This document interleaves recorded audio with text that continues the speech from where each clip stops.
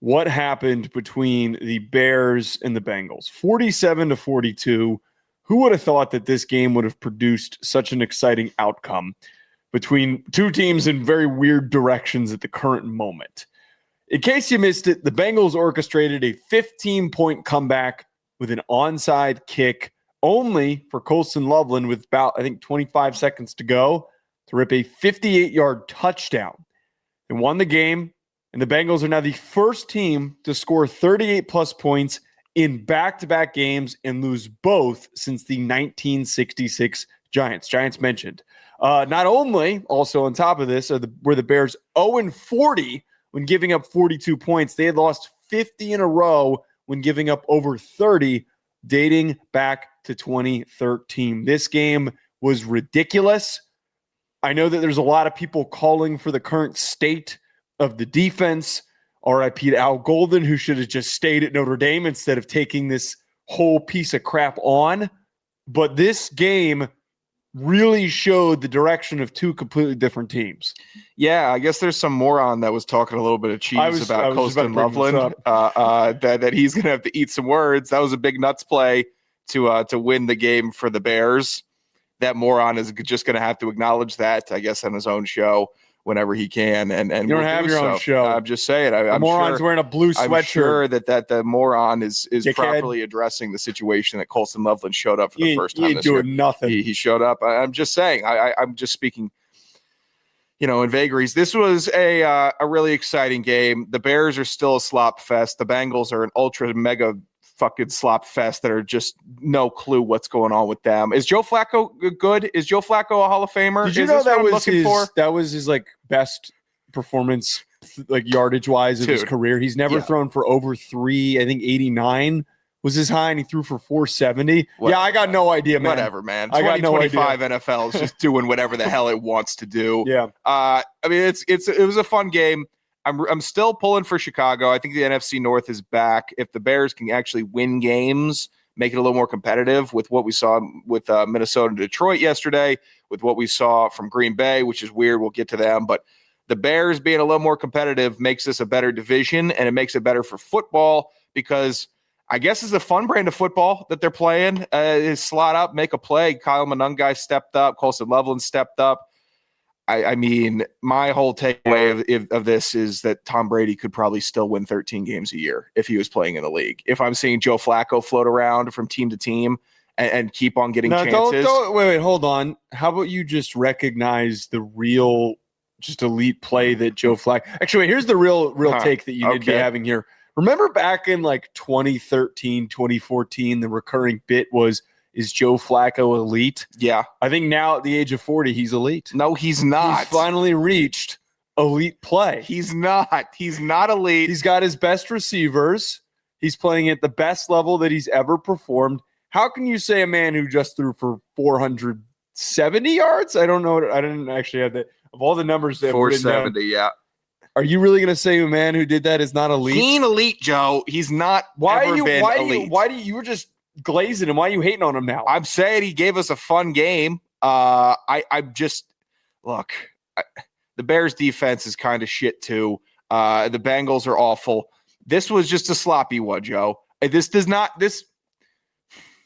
I'm not going to get gaslit into thinking that either of these teams is serious in any way, especially with Joe Flacco manning the helm in Cincinnati. Hold on. I do think that the Bears deserve some flowers for the way that their offense is starting to play to their potential. But I just have to point this stat that I found out. The Bengals defense missed 15 tackles, allowing 133 yards after those missed tackles. And that includes the 35 of the 58 yards on Colston Loveland's game-winning touchdown with 25 seconds to go. There was one clip I also saw that was on X. That app? Are we going to do that? Shout out to D-Man, who completely mogged on you. D-Man was on bad behavior. He dogged your ass. What do you mean bad behavior? D-Man's in my doghouse right now. He dogged your ass. D-Man knows better. And he thinks that he could just push me around. You should know better not to have a bad team that you root for. I know. That's obviously my fault. Yeah, that's on you. D-Man dicked you down. D-Man knows better, and he should know better, but D-Man is doing bad bits on the timeline. Doghouse. I saw a clip on X of Shamar Stewart getting planted in a way that I didn't even know was possible in the NFL. Because normally, when you get planted in the NFL, it's usually after you've been driven back a little bit for a couple of seconds. This was a high school play where ball was snapped. I don't know if it was the right guard or the right tackle of the Bears. Right. And I think it was Darnell Wright. I tweeted that clip. He literally, Stewart doesn't even come off the ball. Wright literally just picks him up and then drives him 7 yards laterally and then puts him into the ground. Teach tape stuff. That is a high school play. He got transplanted where it's just immediately you are 6 yards somewhere else on your back looking up like what happened. And what happened? The big fella got underneath you. And you can't let a big fella like Darnell Wright get underneath you in that situation. God, the Bengals defense is bad. Oh my God, are they bad? 47 points?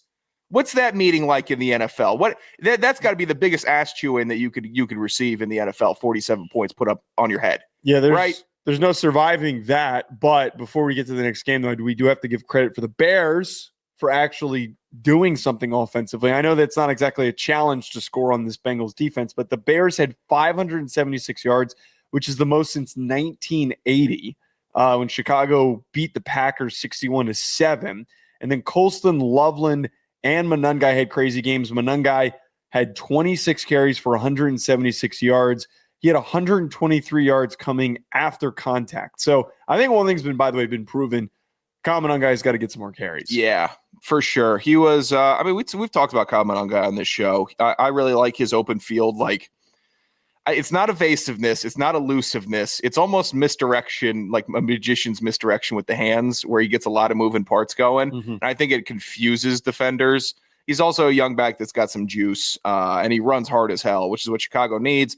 They don't need a fancy back. They need a guy that just wants yards. And I think that's what Monangai wants.